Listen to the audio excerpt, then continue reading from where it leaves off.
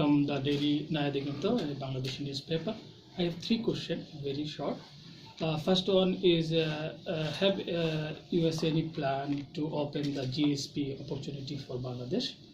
My second question concerning to the Rohingya issue, we have observed the Myanmar attitude. They not to take back their citizen to their country if they are not bound. So in this connection, what types of initiative taken by USA? Is they have any plan to support to go to the International Court of Justice? My third question is, we have know that USA as a country, they have core principle is upholding the democracy and human rights. But we have seen the last 1 year, the key opposition leader, Khaleda Zia, under jail, and his physical condition is very vulnerable. You know the Bangladeshi democratic process. Do you have any plan to restoring democracy in Bangladesh? With respect to GSP, I think there's often a mistaken conflation of GSP and just the labor issue. And the GSP benefits reflect a broad array of commitments that a country makes in order to qualify.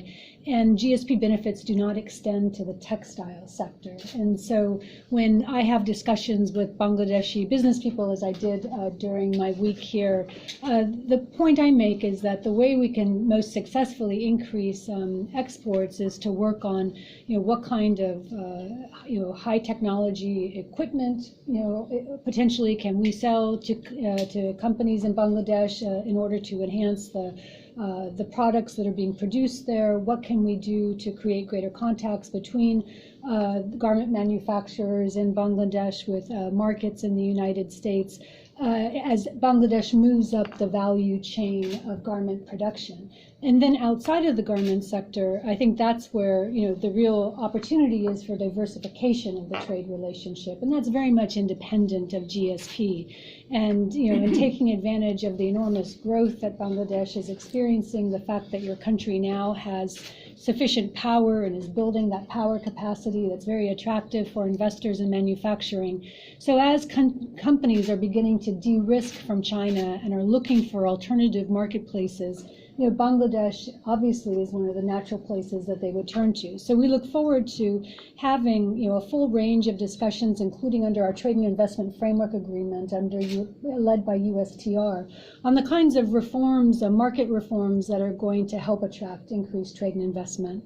With respect to the Rohingya, the United States has been the largest contributor of humanitarian assistance to ease or to make it, to help make it more possible for Bangladesh to weather the financial pressure that it's bearing as a result of the influx of over 740,000 Rohingya in this latest crisis.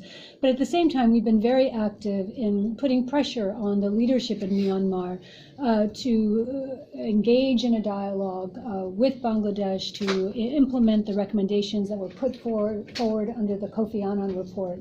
So you've seen we have sanctioned the commander, the deputy commander, 2 other generals. We've taken a tough posture, but what we seek is for the countries of the region, including ASEAN as a participant, to find a way to come together so that we can cooperatively make it possible for the Rohingya to go back. And so, for instance, it's imperative that the Myanmar authorities allow the IDPs to return to their villages, to demonstrate that it's possible to live and work, without fear of losing your life. That's going to be the biggest demonstrator effect for the Rohingya who are living in Cox's Bazar now. And how can we as the international community, through international assistance, make that more possible for those returns to be successful? So I think the conversations continue, but in the interim, we deeply value everything that Bangladesh has done, and with the support of the international community, to allow the Rohingya to can sustain their education and to develop the skills that will allow them to return successfully. With respect to democracy and human rights in Bangladesh, this is a subject that is always on the agenda in terms of our conversations about the role of NGOs, the role of political parties, civil society, in creating a healthy, not only a healthy country, but a healthy economy, where everyone is working together to root out corruption, to ensure that transparency is sustained. As you know, we publish an annual human rights report. We publish a freedom of religion report, a trafficking in persons report. There are many vehicles that we use to fully document, our assessments of how countries are evolving politically and socially. And of course, we have spoken frequently on the topic of Khaleda Zia. She should receive the fair treatment in the court system as any other citizen of Bangladesh. And I understand that the legal process is continuing with respect to her court cases. Ambassador Wills,